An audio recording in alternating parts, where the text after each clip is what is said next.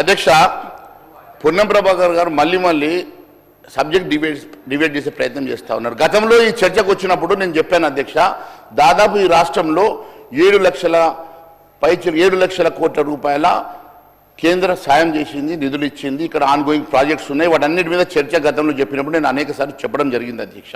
ఈరోజు కూడా మీ FRBM limit ప్రకారం మీరు 52,000 కోట్ల రూపాయలు మీరు పర్మిషన్ GDP 3.5% ప్రకారం మీకు ఉన్నటువంటి 52,000 కోట్ల రూపాయలకు గాను మీరు 1,42,000 కోట్లు తీసుకొచ్చినట్టు స్వయంగా డిప్యూటీ సీఎం ఫైనాన్స్ మినిస్టర్ బట్టి విక్రమార్క గారు చెప్పారంటే మీరు ఏ రకంగా డీవియేషన్ చేసి ఏ రకంగా మీరు మరి రకంగా మోసం చేసేసి మీరు లోన్ తీసుకొచ్చినారో ఇది చాలా స్పష్టమవుతా ఉన్నది అధ్యక్ష.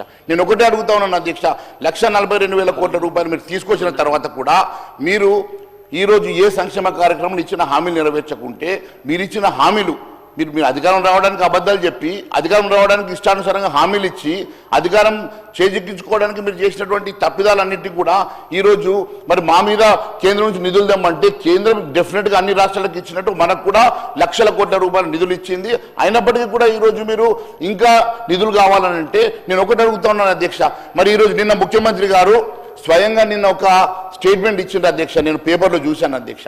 ముఖ్యమంత్రి గారు ఏమంటా ఉన్నారు అధ్యక్ష, వాళ్ళంతా అప్పులు తీసుకొచ్చి మాకు ఈరోజు ఆర్థిక వ్యవస్థ ఒక క్యాన్సర్ డిచ్ పెట్టినరు, మేము 6 ప్యాక్ కాదు మాది, ఈరోజు క్యాన్సర్ వ్యవస్థ ఉన్నది, మేము ఇలా కట్టే పరిస్థితులు లేదు, వాస్తవాలు చెప్పాలంటున్నారు. అది గతంలో మీకు తెలియదా అధ్యక్ష?